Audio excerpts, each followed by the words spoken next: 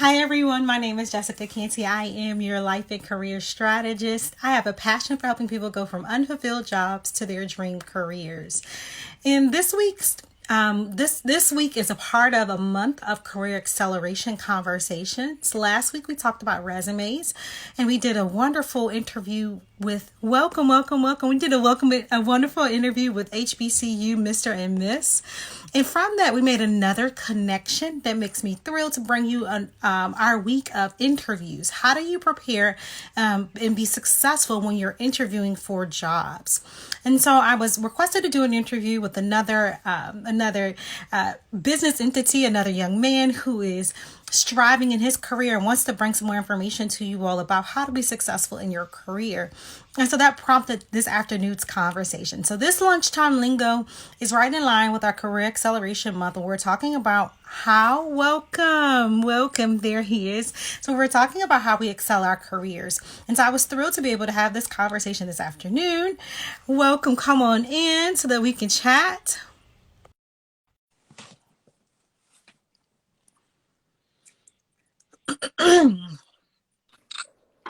Hello, how are Good you? afternoon. Good afternoon.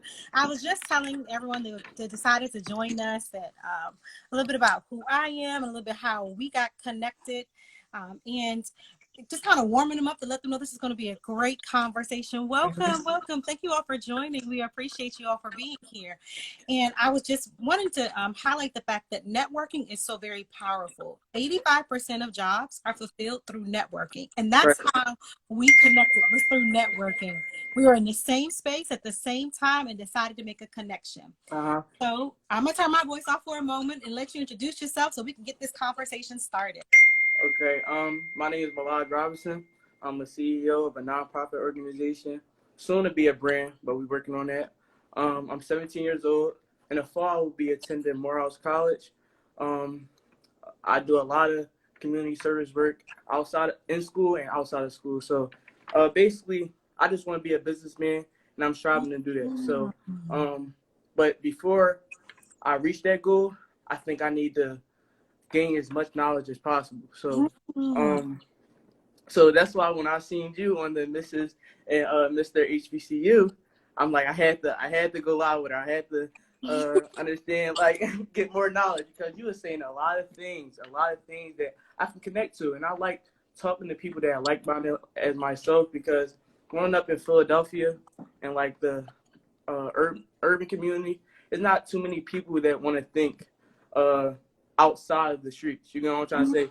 Everybody want to think uh, into the environment that they're in. They adapt to the environment that they're in instead of seeing beyond the streets and trying to make it out. You know what I'm trying to say? Only way they think they can make it out is from either rapping or playing basketball.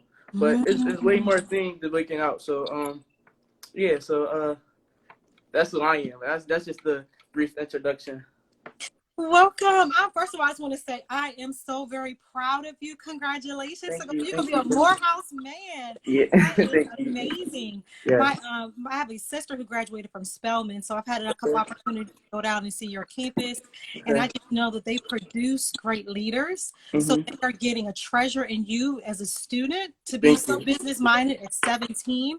Thank you. I just applaud your efforts, and I really want to highlight the fact that you have a knowledge about what works well and what Mm-hmm. doesn't work well. You Right. clearly Right. said it, like what's not working well is that you want to be a little bit different than what you may have seen in your community, Right. and that you want to do a little bit to something different. So tell me a little bit about your nonprofit. Okay. So basically, my nonprofit profit is to influence the youth to stay out of negativity. Remember, I was telling you that in Philadelphia, there's a lot of Oh. negativity, such as gun violence, um, just negative acts, and it's easy to adapt to the environment because as myself it was easy for me to adapt to the environment, but it took me to have a strong mindset to think outside the box, right? So basically our mission statement is to persuade children to create a new beginning, and my nonprofit is called You Create New Beginnings. So yeah, so we just connect with the kids. We have a lot of events. Our last event, it was pretty successful. We had it was called Talk Heavy event. So we wanted everybody to come out, especially the youth, and talk about different type of things that was going on in our community, right? So we had different type of panelists. We had poets there. One of our poets right there, Written Justice, did a phenomenal job. Who else? We had a lot of just people that are in the community trying to make a change. We had the Philadelphia councilor come. We had the Philadelphia Senate come. It was a lot of people that was there to support our event, and it was very successful. But I don't think it stopped there. Well, it's not going to stop there, and we just want to keep going. And I got a coworker. She's 17 as well, and she's going to Virginia State. So basically, we just want to expand our brand. I'm gonna go to Atlanta. She going to Virginia. We just expand our brand. So, yeah, that's pretty much what it's about. I can type up our Instagram page, so if anybody wanna support, they can. And also, our organization is presenting a scholarship, but in order to give out the scholarship, we are trying to raise $2,000. So far, we raised $400, but we really trying to give out this scholarship. So because we understand students can't support their education financially, so that's why we're gonna give $1,000 to one girl, $1,000 to one boy.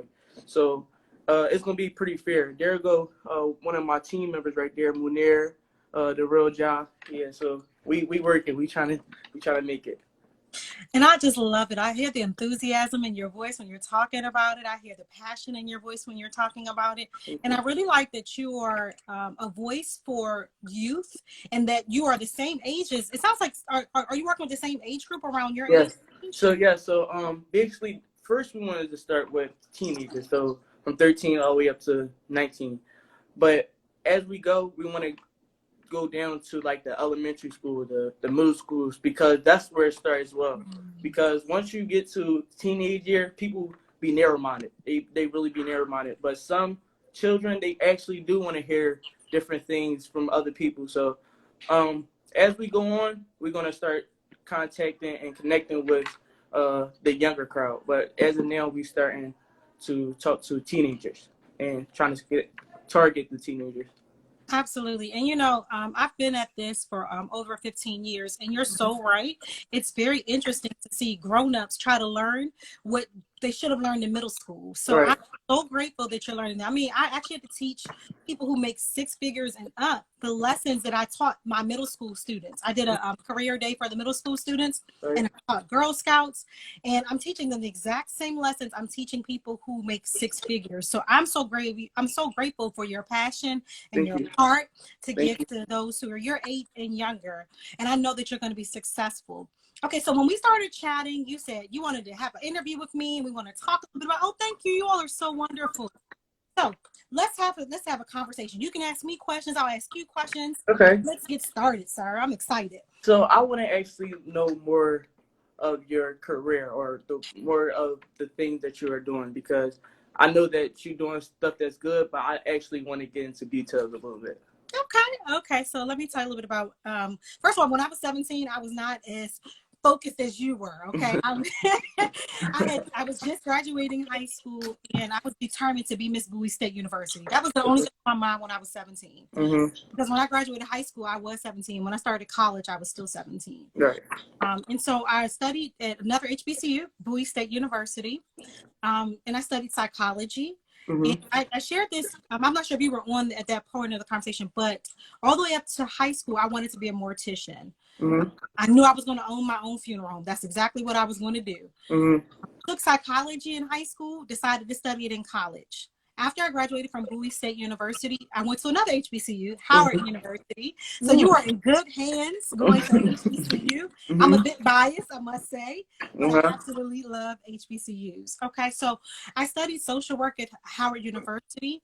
When I graduated, I went to work for DC Child and Family Services Agency. And I've been sharing my talents with them for over 10 years now. Now, in between those career moves that I made, I had a lot of job experience. I worked for HR, I worked in customer relations, I had some retail experience. I've even done some coaching for those who want to be HBCU kings and queens. I've done some coaching around that. a lot of curriculum development. So actually writing the programs out to coach people. Oh yes, Howard. Someone said Howard's my dream school. It's an excellent school. I'm a bit biased. It is the mecca of HBCUs, but I absolutely loved the experience I got at Howard University. And so towards the end of one portion of my career, I wasn't making the salary I wanted.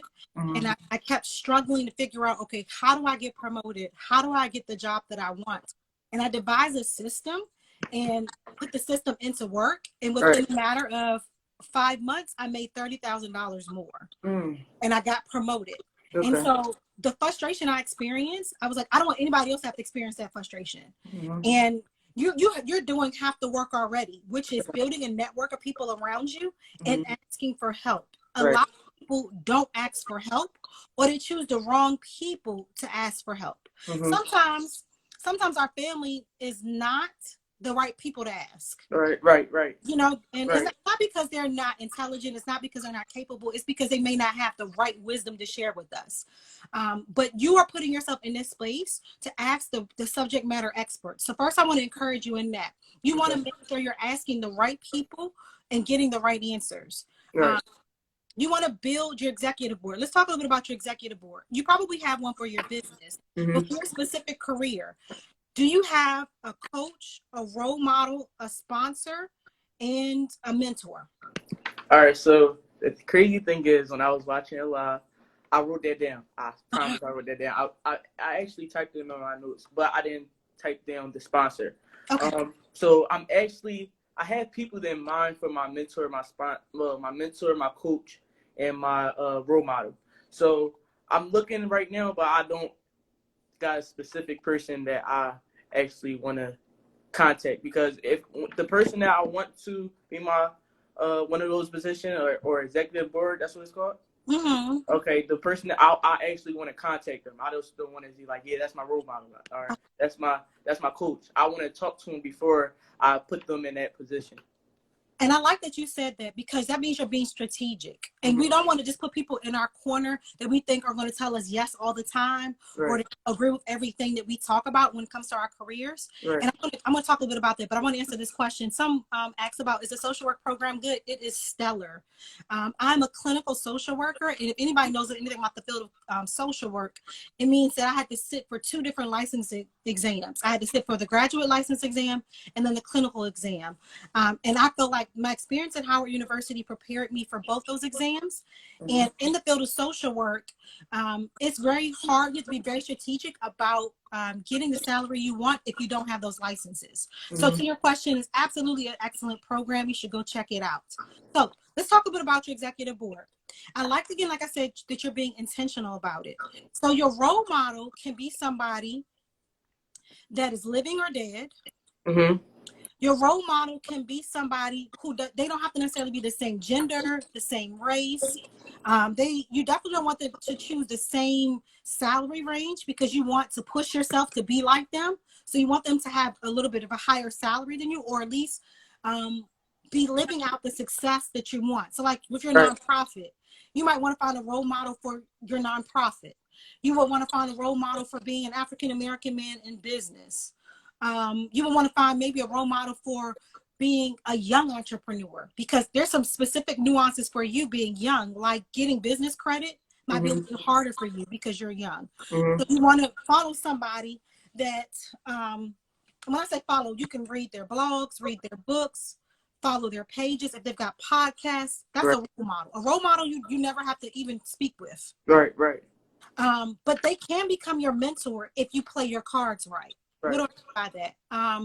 I had a role model at my job. It was a lady who I always saw. She was always impeccably dressed. I loved the way she carried herself. She always walked like she had a crown on her head. And when she came in the room, everybody was hushed. Like everybody just respected who she was. And one day she taught a class that I was in. And I walked up to her and I said, listen, I want you to be my mentor. Like, you've got to show me, like, I want to be like you when I grow up. Right. At that point, I was in my 20s, but I still said it. I said, I want to be like you when I Right. You're still young. Right. Thank you. At that point, but I'm out of my 20s now. No, I'm just saying, yeah, in your 20s, you're still young. But you still look young. I'm not going to lie. I appreciate that. Makeup helps. Makeup and lighting. I appreciate that. But what I want to tell you about your mentor is your mentor and your sponsor. Mm-hmm. What do you know about a mentor and sponsor so I can help you out? So, in my own words, I think a mentor is someone who give you guidance. Someone who you can call and if you facing an obstacle, you can call for them and you can ask for them for the right direction. That's what I think it is. The sponsor, um, I think of it. The first thing coming to my head is financial wise. So if I need something for my organization or a donation or something like that for my organization, I'll think about sponsor or something. Or if they can provide like food for my event, something like that, I'll think of that as a sponsor. So can you tell me if I was correct, if I was wrong? You're on the right path. Uh-huh. One of the things, the reason why I call it your executive board is because as an entrepreneur, you know this. When you're running your business, you have to have the right people around you to make sure that you fulfill your agency's mission or your nonprofit's mission. Right. Like you probably have somebody looking at the numbers, you have somebody who's looking at marketing. It's the same thing. We want to treat our career the same way because it is a business. Right. So let me tell you a bit about the mentor. You have the foundation, but we're going to build on that mentor. Mm-hmm. A mentor is somebody that you want to meet with regularly. Mm-hmm. They make the commitment of time for you. So it's not just somebody I'm just going to call up randomly, like maybe once a month or so. Mm-hmm. This is somebody you meet with regularly. I suggest in the beginning, at least twice a month, if not more, depending on what project you're working on. But they should be specifically in your field. Okay. So they should be specifically in the goal that you want to accomplish. Right. Because the wonderful thing about a mentor is that they've already been where you've been. And they're the person that's going to tell you, watch out for this pitfall. Mm-hmm. Be careful of this person. Right. This is how you want to dress. This is what you should say. This is what you shouldn't say. So a mentor, you have to be very strategic about who you pick in this role. Even as right now, I'm a mom. I own a business. I have a 9 to 5, a 5 to 9. Mm-hmm. I have a multitude of things, but I have a mentor. And specifically in the entrepreneur efforts. So she's been there before. She's pitched her company before. She knows some of the things I need to learn about making my business profitable. Mm-hmm. So a mentor needs to be specific to it. Mm-hmm. But the other thing I want to tell you is when you're picking a mentor, I suggest you have at least 2 different mentors. Okay. One that looks like you and one that doesn't look like you. Okay. What do I mean by that? I mean, one that's an African-American male, one that doesn't look like you. I would say you want to pick someone who has successfully navigated some pitfalls. And unfortunately, because we are people of color, it's a harder road for us to make our business successful. Because there's a lot of complicating factors. Some people don't want to loan to us. Some people don't want to let us use their space. Unfortunately, you're going to come up in your career against a lot of isms. Right. You're young. People are going to say you're too young to do what you're doing, which we know that's not true. Mm-hmm. You're an African American. Mm-hmm. There's some people that will say African Americans, you don't loan them money. Mm-hmm. There are going to be some people who say you went to an HBCU, so you got a subpar education, which we both know that's not true. Right, right. So you want to have somebody who doesn't quite look like you to be your mentor, so they can help you circumvent some of those challenges. Right. So let's build on your definition of a sponsor. You're right that a sponsor can provide money, but the most valuable thing a sponsor can provide is their name. Mm. They're going to connect you to favor. Okay. And so what they're going to do is your sponsor is the person who says, apply for this position and let me know when you apply for it, because I'm going to call the person and tell them to make sure to interview you. Or I'm going to call the person and tell them to look out for your resume. So that's the real role of a sponsor, because a sponsor is, they don't have to give you money. Like in some instances, like if you're fundraising or something like that, you know, you give them the sponsorship package. But in corporate America, a lot of people got hired because they had sponsors. Because it wasn't what they knew, it was who they knew. Right. Right. And if you play your cards right, you can have a role model that turns into your mentor, that turns into your sponsor. Right now, the lady I told you about that was my role model from afar, I asked her to be my mentor. She wound up being my sponsor. And that she was a part of the reason why I was able to make $30,000 more in less than 5 months. So now your coach, it depends on what type of endeavors you want to pursue first. Okay. Like if you want to pursue, what are you studying at Morehouse? Political science. Political science. What do you see yourself doing with that? So all right, so it's a long story. All right, so but I'm gonna just that's what we're here for. So in my 11th grade year, I was studying civics, and I didn't really realize until my mom told me, but I was very intrigued with that class. Every day I learned something new, and I loved it. Like, I loved it. And I came to my mom, I came to my sister, and I just told them, like, yeah, I learned this today. I learned this today. I learned about this. I learned about that. And like they was very like happy for me because they seen something that I really liked outside of basketball. Because I wanted to play basketball. I wanted to be an NBA player. But they seen that I loved it. So they told me, like, why won't you study it? And I was like, I actually can see myself doing it. So that's why, and after my 11th grade year, I had to think to myself, and I said, what can I do right now that can benefit me in the long run for my career, which would be political science, because I want to be a politician. But I know that you're not going to, as soon as I graduate grad school, I'm not going to be a politician. I got to work my way up to there. So I was like, okay, so let me start my nonprofit organization. So when I started that nonprofit organization, that's where I start coming in with the networking and the people, contacting people that was in that field. You get what I'm trying to say? Like the senator, the city councilor, the state representative, all that, they all know my name now because just off of that one event and off of my organization. So now I think that when I study political science, I'm going to implement that into my organization, and I'm minoring in business so I can gain a little bit more knowledge for business and political science, and we combine them together and put it into my organization so it can be global. Absolutely. I'm loving everything that you're saying. One, we're kindred spirits because I minored in business when I was in undergrad. Mm-hmm. And I learned a lot. Like I learned like the numbers and the marketing behind it all. I think that you probably are now in a place where you could teach that class. Mm-hmm. You can teach the marketing class because you already know how to put together an event. You already know who to speak to. You already know how to make those connections. Right. Welcome, Girl Boss New York. Hi, Chi Bath and Body. So wonderful that you are here. So what I wanted to say to you is that, one, I don't want you to sell yourself short. Okay. You already have the politician skills. Okay. Okay? Right. Because you already know how to speak to the people. And you know how to represent the people. You know how to find out what their pain points are. Right. You know how to tell them, you know how to say it in their language about what's going on. Like you told me in Philadelphia, it's hard. And you know, they've got a lot of distractions, the street looks. So you are already a politician. And if you think about the career of President Barack Obama, he started at your age. Mm-hmm. When he was in college, he was just building the momentum. And he wound up becoming the president of the United States. Mm-hmm. And from my understanding, Chicago had a lot of crime going on even at that time when he was there. Mm-hmm. And even now, we're experiencing that. So you already are a politician. Okay. Here's a piece of advice I would also tell you to do is when you get on Morehouse campus, you want to go to the Student Government Association immediately. You want to connect with the Student Government Association immediately. Why do I say that? For those in the audience that don't quite know about HBCU culture, it's a little bit different than, say, a PWI. Or like a local community college, mm-hmm. But we take student leadership seriously. HBCUs take student leadership seriously, like especially Morehouse. Mm-hmm. My sister went to Spelman, and she told me about people taking out ad dollars and mm-hmm.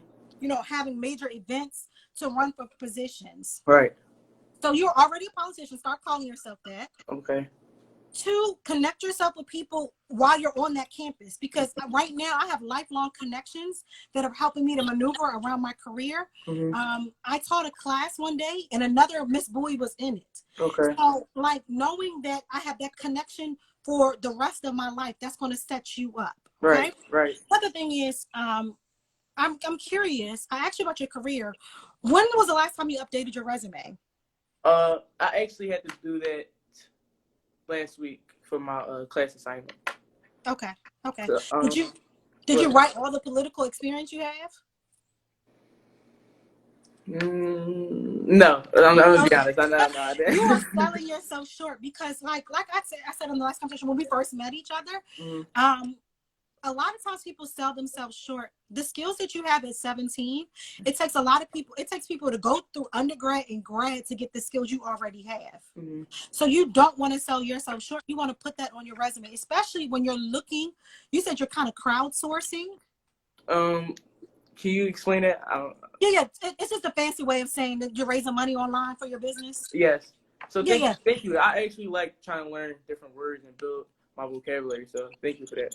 Absolutely, and that should be on your resume that you have crowdsourcing expertise, because you raised you just said you already raised $200. $400. Say again. $400. $400. I'm sorry. I was mentally splitting it between the two students.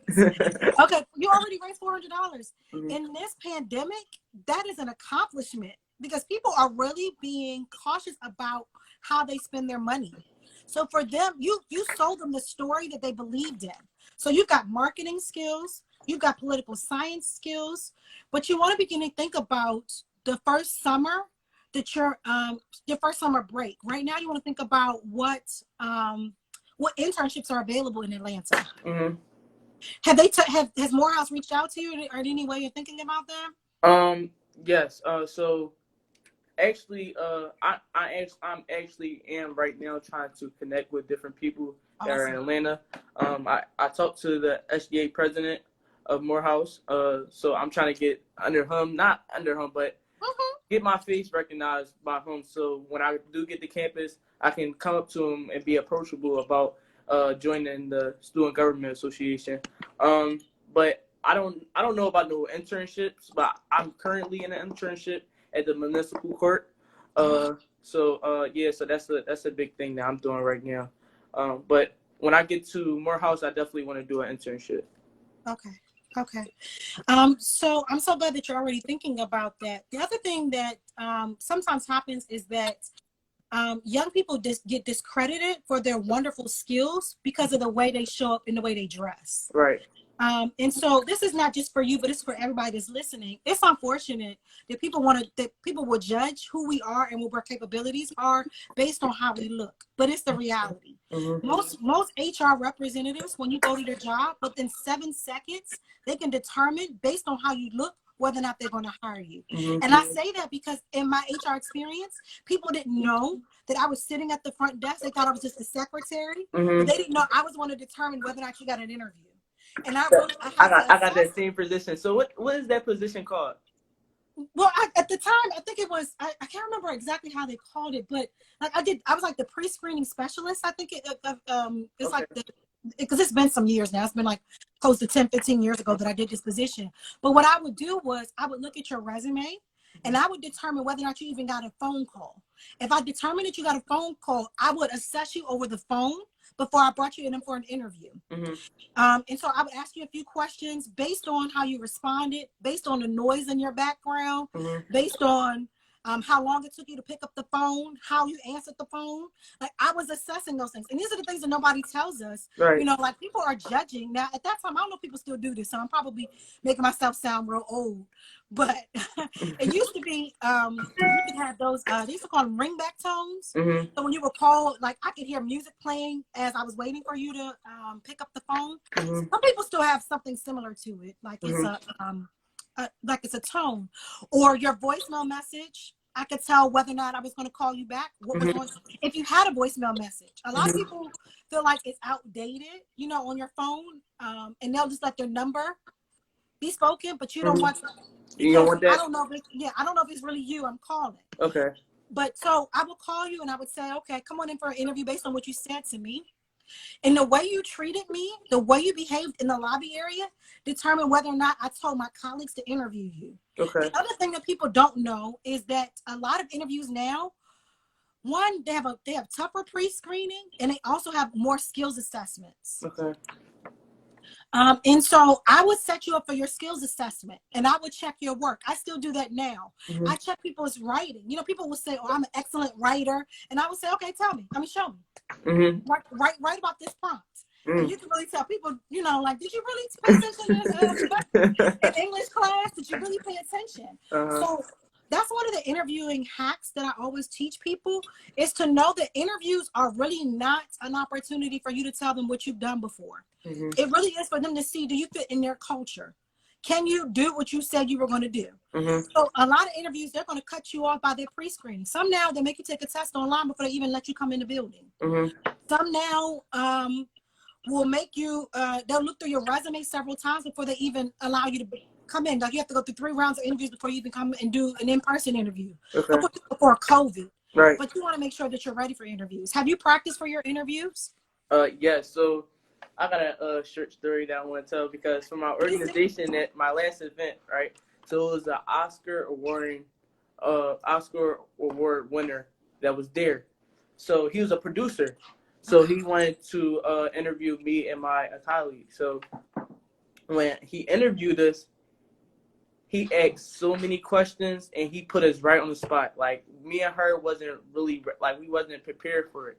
And having a business, we were supposed to know, like, these are the questions that people want to ask you, right?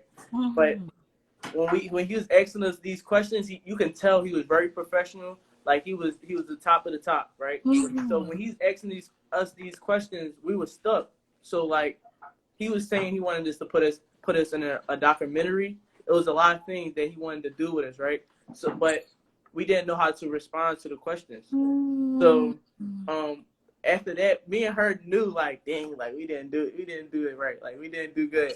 But we looked at it as a learning experience. So actually, ever since then, I have been practicing my interview skills and how to answer different questions and how to, what's the word? I'm not going to even try to do it. But I was just trying to, for how to critique my words. So ever since then, I've really been trying to practice my interview skills. Like, as in this, I'm trying to build that good habit of communication. Absolutely. So I'm gonna give you a couple of tips on how to succeed at interviews. One, I want to tell you, you're not alone in having, like, interview anxiety or, like, being nervous or at a loss for words. A lot of people are. They get nervous because they're not quite sure, did I answer that right? What are they really asking me? I'm not quite sure. So I train people who are in their 40s and 50s and still struggle with interview anxiety. So you're ahead of the game. Okay. To begin to practice, you're ahead of the game. A couple of things I want to let you know. First of all, interviews, whatever the question is that they're asking you, it's like an iceberg. Okay. You know, an iceberg is like the tip of the iceberg, but underneath the water is really, really big. So when a person asks you an interview question, they really want you need to be able to hear what's the underlining question. Right. So if they ask you a question about how are you going to use the funding that we're going, like, you're going in for an interview, they say, okay, if we gave you $10,000, how would you use the funding? It's not necessarily, how to use every penny.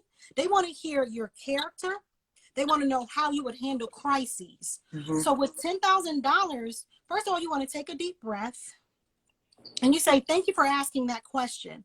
And then you repeat the question back. You remember, like, in English class where they say answer the question with the question? You do the same thing with an interview. You tell them, okay, thank you for that question. If I was awarded $10,000, and you want to always connect it back to your mission. You know your mission. You said it beautifully to me. Right. So this $10,000 will go to fund the future of middle schoolers and high schoolers through our program tenets of giving them a brighter future. Some of the things that would include would be, like you said, your events, guest speakers, acquiring the marketing funds. You already know how to do that. Right. It's very simple. You just said answer the underlining question. Right. It's not a matter of you're going to spend $5,000 here, $2,000 here, $100 there. Right. They want to know, can you handle it? Can you have the character to be able to handle that question? Right. The other thing is, I shared with you that I coached university queens and people who want to be queens. And so one of the things that I made them do is that I would make them, if you've ever watched the pageant before, if you've seen Mr. You know that they make them, like, pull out a question, or sometimes it's in an envelope. When I ran, it was in a bowl. And I put together about 100 questions, and I would make them pull it out and answer the question on the spot. Okay. And over again, this is what you need to remember. Bring it all the way back to your mission. No matter what, every question, you have to be able to bring it back to your mission. That's what politicians do. Mm-hmm. If you ever watch elections, sometimes you're like, that's not even the answer. Is that the question they asked you? Right. Because they're always going to come back to the tenets of their platform. Mm-hmm. So you need to know your platform. Mm-hmm. Practice. The other thing is you want to practice in your interview attire, because sometimes you can practice and then you'll be uncomfortable in your suit, especially if it's a new suit that you didn't put on, or new shoes you put on. It could be uncomfortable, and that can make you fumble. So I always make people practice their interview skills in front of the mirror in the outfit they're going to interview for. Right. Okay.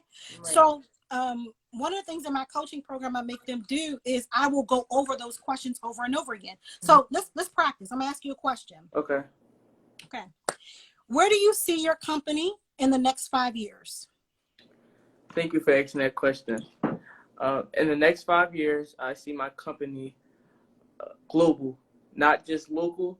I see it in a lot of different places in the United States.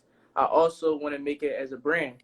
When I say a brand, I'm talking about as in profiting off of my organization, such as hiring positions from our organizations. There you go. I just want to stop there. This is a judgment-free zone. This is what we're going to practice it. Okay. Remember I said come back to your mission. I like that you smiled. I like that you paused, because a lot of times people think I have to answer this question fast, and that's what makes them mess up. Right. So you started so very beautifully. Thank you for that question. In the next 5 years, I hope to expand the reach of my company for a global audience. Okay. We are currently expanding our reach on the East Coast of the USA. We have a person who's going to be moving. So you said it was Virginia? Virginia, yes. Virginia. And I will be moving to expand in Atlanta. We currently help how many hundreds of kids, how many thousands of kids, and we want to help how many more thousands of kids. Okay. Okay? Thank you. That's what they want to hear. They want to hear what you're currently doing. That's because, see, the question at the top is, where do you see yourself in 5 years? But what they really want to know is, what do you want to do in the next 5 years? And what are you doing now that's going to set you up for it? Right. The next question they'll ask is, how are you going to do that? So you want to make sure they don't have to ask that next question, because you already are telling them, I already have somebody in Atlanta. I got somebody going to Virginia. Right. We have a global following. We use our social media platforms. You can check us out on our website. Make sure you have a website. A lot of people now feel like IG is the website. It's just one thing, but you have to have an IG account to see them. So you want to have a website. So that's how you want to answer a question like that. So let's try another one real quick, okay? Let me see. What would you say is the number one challenge facing your client base? Thank you for that question. The number one challenge of my client base is to try to fit into an environment that really doesn't fit their personality. In this generation, a lot of people, they do a disservice to themselves by trying to fit in with the next person or try to look cool to the next person. But it's not about looking good or looking cool to the next person. It's about going within and finding who you truly are. So with my organization, we are trying to bring that out of kids and let them know that it's okay to be yourself and it's okay to go your different route. Awesome. So what I want to add to your answer is, one, you want to tell them that you know your clients. Okay. So you want to say, tell them about who your client is. Okay. And you said it was high school students, right? Right. The number one pain point for our clients, most specifically, they're high school students living in the Philadelphia area, in the suburbs or in more urban area of Philadelphia, and they're facing peer pressure. And they're facing the pressure to conform to ideas and behaviors they don't necessarily agree with. And so with that challenge, they really don't have someone to help them navigate it. Right. And you come back to your mission. And that's why my company does this, and this, and third. So everything can come right back to your mission. But you want to let them know that you're very, very clear about who you are, how you help, and who you're helping. And this is another reason why you have to really choose your mentor wisely, because your mentor can help you to know the lay of the land? Like, what is some of the terminology for your specific field? Mm-hmm. So, What is excuse some me, of? I Go apologize. ahead. Can you repeat who you are, and what else you say? Who you are, Mm-hmm.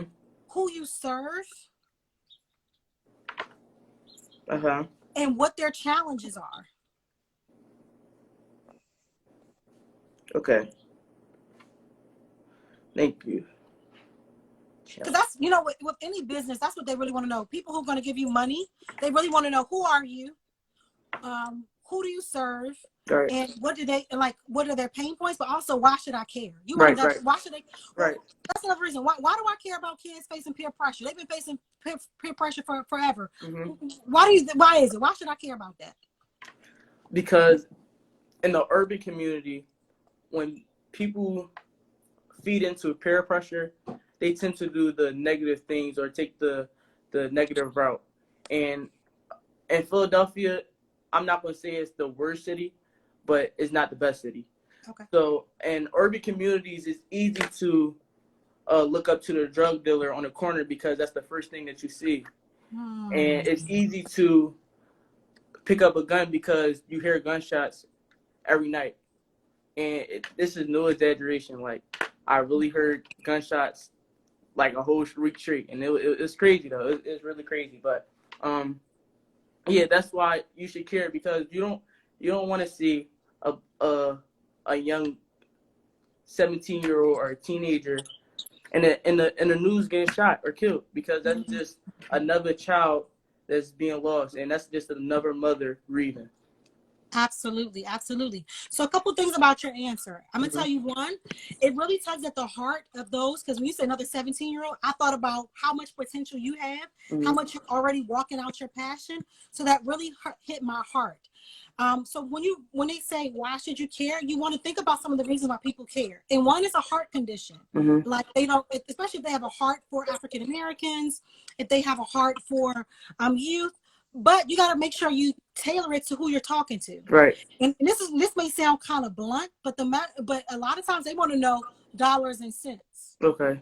How much money is this going to make me? How much money are you going to save me if I fund you? Okay. So you got to connect kids and peer pressure to how much money you can make them or how much money you're going to save them. First of all, as a taxpayer, I have to pay for prisons. Okay, so when those drug dealers go to prison, I have to pay for the prison. So if I want to reduce the amount of taxes that I have to pay for prison, then I'm going to do that. As a business owner, if I'm thinking about, or even as a politician, if you invest in youth, you're going to invest in future taxpayers. So rather than them going to prison and you paying for them, you can make sure that they have sustainable employment so they can pay the government. It's just the reality. It's not something I necessarily like to do, but I do like roads I can drive on. I do like police officers to make sure we're safe. Right. I do like that they're teachers. So it connects to dollars and cents. And then you can connect to their heart. So you got to be able to look and say, how does that, like, if I'm a banker, if I'm an older Caucasian banker with like a bald head and overweight, how does that matter? Why does it matter to me that teenagers face peer pressure? You got to talk to me dollars and cents. Right, right. And why is it important now? Not just dollars and cents, but why do I want to invest now? So that's something you want to think about with you and your business partners. Like, do the numbers. Right, right. So that's the crazy thing. So, like, I always sit back and reminisce and like be like, a lot of entrepreneurs seeing me and my colleagues start business at a young age, but they never really told us to look out for that, look out for this. You know what I'm trying to say? And I always like wonder why. But then I had to sit back and act like and realize that people are not really, they don't want to really build you up. They want to, a lot of people want to kick you down for. So surrounding yourself by like-minded people like you and like myself, that really helps me. You know what I'm trying to say? And that's why I'm taking notes, and I really appreciate that you're telling me the different things that I need to hear, because I never heard that taxpayers had to pay for prison. I never heard that.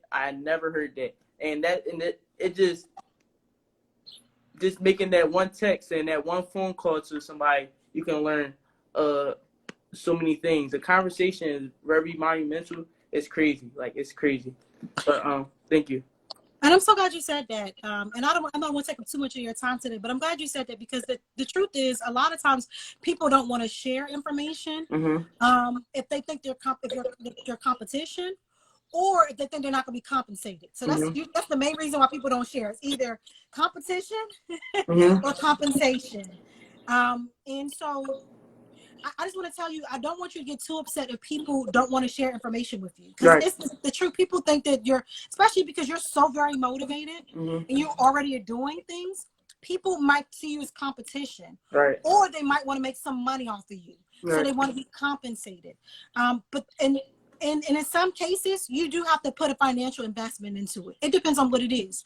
Like, you're going to financially invest in your education. You got to pay to go to Morehouse. Right. Whether it's you or you got a scholarship, somebody has to pay for you to go to school to teach you what you need to do. Right. It's the same thing. So most mentors won't charge you. I would select a mentor that's not going to make you pay for that, but you are going to have to invest your time and energy. You're going to have to invest the fact that you might have some hurt feelings because it might tell you some hard truths. You're going to have to invest to do what they said, even if it feels like that's not really what I want to do. Right. Like, I had a mentor that was telling me to do something, and I was like, I don't want to really do that. But I'm so glad I was obedient to the wisdom because it pushed me further along in my career. Now, a coach, you're more than likely going to have to pay for. Okay. For investment because they have put a lot in. And one of the things that I've noticed is that people will cheapen something when it's free. They'll say it's not worth anything. If I tell you I'm gonna do this for free, people will say, you know what, it must not be good. But they're gonna spend. Do people still wear Jordans? Do people your age still wear Jordans? Yes. Okay, so they were really popular when I was in middle school and everything. So people will spend hours in line on a pair of tennis shoes that they don't want to crease. They don't want anybody to step on. Right. And they say that's valuable because of how much they cost. Right. But if you tell them this is completely free, nobody wants it. Right. So you may have to invest in a coach. But I want you to be very careful because some people might see your eagerness, your potential, and they may say to you, they might try to sell you a pipe dream or they might try to overcharge you because they can see your potential. So that's for everybody too. You want to check their resume. You want to see who have you helped before? How long have you been at this? Who's in your corner to help you? Right. And it's the same thing for you. When they're investing in you, they want to know how long have you been, how much marketing experience you have? How long has your business been established? Who's on your team? So I just want you to be very careful about when you're selecting your coach. Be very careful and make sure that you're choosing quality. Okay. Quality, not quantity. Not the quantity of what they want you to pay them, but you want to choose quality. But it might be an investment. I'm going to be honest with you. Most quality coaches, their programs start in the thousands. Okay. Like I can remember it was a business mentor. I haven't been able to afford her yet. One of these days I'm going to be able to afford her, but she starts off at $10,000. So it can't be something that you have to invest in. Okay, so can I ask you a question? Sure. Do you read books? Oh, do I? You do? I used to get in trouble when I was little. There used to be this doll that you can squeeze his tummy and his eyes would light up. So my parents would put me to bed and I would squeeze his tummy underneath the bed and like read books. Because I just have a passion for the written word. Absolutely love reading. Yeah. So I actually just started reading like a lot of books. Right now I just started to read Developing a Leader Within You. I'm taking a lot of notes about it. It's about John Maxwell. Great book. And I just got done reading How Successful People Think. And these are just things along the line that is going to help me expand my thinking and help me build more knowledge. So do you have any book recognitions or anything? Absolutely. So I can go a couple of different genres of books. Okay. But one of the things that I always tell people is that you need to find out what your unique superpower is. So one of the books I love, let me see if I can grab it. Hold on one second. Okay. This is actually one of the books I love. It's StrengthsFinder. You see, I got notes and stuff in the book. I'm one of those people I like to write in the book. I highlight things. But the StrengthsFinder is a really good one because it tells you like what are your main strengths, what works well for you, so you can focus on that, how to build on that. I just got through reading a book called Leapfrog. Mhm. Now, Leapfrog is catered towards women of color in business, but I'm always a fan of cross-referencing books. Like I have a book written by Warren Buffett, and you know he's just all the business endeavors he was successful with. Mhm. So I will do that. I'll read that book. Another book I love, Hey Friend. Keisha Mayberry, I think, is the author. It's called Hey Friend, and this book is ways to network. Right. A lot of people get nervous about networking. Do I need a business card? What should I say? Mhm. Do I have an elevator speech? So I like to read books like that. I also like to read books that are not just business minded, not just telling me, you know, how to build upon my strengths, but I also like to read a lot of historical books as well. And I've been meaning to reread Diary of a ex-slave girl. I love that book. I love books about African Americans who overcome the odds, because I am a woman of color. I have to remind myself that as much as my life is challenging, I was never a slave. So, you know, people are, No Ashes in the Fire. Thank you for telling me. I'm about to check that book out. Somebody said No Ashes in the Fire. I'm about to Amazon that one. And now that it's Audible, we really have no excuse not to read. But yeah, so anything that's going to help me with my unique gifts and talents, anything that's going to help me in the business realm, and anything that's going to help me remember what heritage I came from. But my most favorite book, give me 1 second. What's up, Miss McGee? It's the Bible. I'm sorry. I just have to say, you see how like worn it is? If you're looking at mine, I got like highlighter and all this good stuff. You can't go wrong. You can't go wrong. All the business principles that I need found between these pages. So that's very important too. That's very important, getting closer with your God. Absolutely. So anything that's going to build upon your strengths, anything that's going to be specific to your business, like I suggest you reading child development books. Because you want to know specifically what was happening in the teenage brain. Right. Have you studied Erikson or Piaget? No. Okay, so check out Erik Erikson. Erik Erikson. He has a theory about how we mature from childbirth. Thank you. That's another good book. Y'all to tell me some good books. I'm gonna have to write these down. Yeah, that's actually my teacher though, Coach McGee. That's my teacher. To be honest, I would consider him as a mentor, because he gave me a lot of knowledge, and since I met him, it expanded my knowledge and my thinking in so many different ways. So I'll consider him as a mentor. Absolutely. Well, keep them in your corner. And again, your mentor might shift and change depending upon what's going on in your life. But I'm always a fan of keeping people around who help to build you.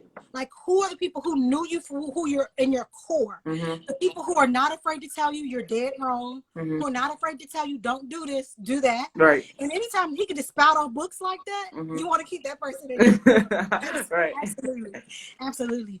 It was something else we were talking about, books. Yeah, I think that was it. But you definitely want to make sure you keep those people around. So, and I remember you speaking about being a coach for Mrs. and Mr. HBCU. So I want to become a part of the Warrior Corps. So is there any type of advice or tips that you can give me real fast? Real fast. Know that your campaign starts the moment you step on campus. Okay. So you know how to make connections. Networking starts the moment you get on campus. Don't wait till your junior year to want to run for Mr. Morehouse and then try to make connections, because people are going to see that as being disingenuous. So you want to get involved the moment you step on campus, and you want to make strategic moves that are going to get you in that position. So don't do anything that is contrary to getting you in that position. Okay. So when I got on Bowie State campus, I knew I wanted to be Miss Bowie. So every move I made was strategic. I made sure people saw me volunteering. I made sure people saw me connecting with the current king and queen. Mhm. I made sure any opportunity to advocate for my school, I was there. Mhm. The only thing I wish I hadn't that I didn't do that I wish I had done was I wish I had taken pictures of all that stuff I had done. So by the time I ran for the position, now I was able to type it up in the presentation and talk about it. But I wish I had the photo evidence. Mhm. The other thing is, you want to know what's the role that you're running for. So if you want to be, I don't know if you want to be Mr. Morehouse or if you want to be the SGA president. Right. But you want to be very clear. What's their job? Mhm. Like, what are they expected to do? Right. And start doing it. Right. You're not Mr. Morehouse or the SGA president once you become it. You are it beforehand, and you got to prove to people that that's who you are. Okay. So that would be my advice. That was a big Campaign tip. starts the moment you get on campus. Mhm. Make those connections. Mhm. Look at the position. Know what they have to do. If it's community service, you should be doing community service. If it's, because a lot of positions will say community service, some will say go advocate the funders, and that was a part of Ms. Bowie. I had to go speak at Bowie Night in Annapolis. Some will say you have to be an advocate, you have to be a spokesperson. Mhm. So I looked in my closet. I told my mom, I said, Mom, I gotta have a Ms. Bowie closet now. Mhm. So I started dressing like Ms. Bowie. Even if I was going to 8 a.m. classes, I was gonna look like Ms. Bowie at 8 in the morning. Right. So you want to start dressing that part now as well. Okay. Thank you. I appreciate that. You're welcome. I'm gonna be honest.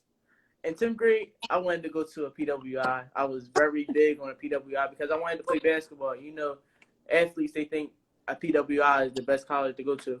But when I actually went to Lincoln University in Pennsylvania, it was just like a whole different experience. Like, I was like, oh my God. But I understood that Lincoln wasn't the best HBCU. I'm talking about curricular-wise. And that's why I wanted to go to Morehouse. And when I started looking at different universities like Howard, North Carolina A&T, and I seen the culture and the experience on campus, it's such as Mrs. and Mrs. Queen and Kings. I'm just like, oh my God, like I want to do that. I was studying the things that he is doing, the gestures, they walk, all that. I really want to do that. So I'm gonna accomplish it too. Even if I'm not Mr.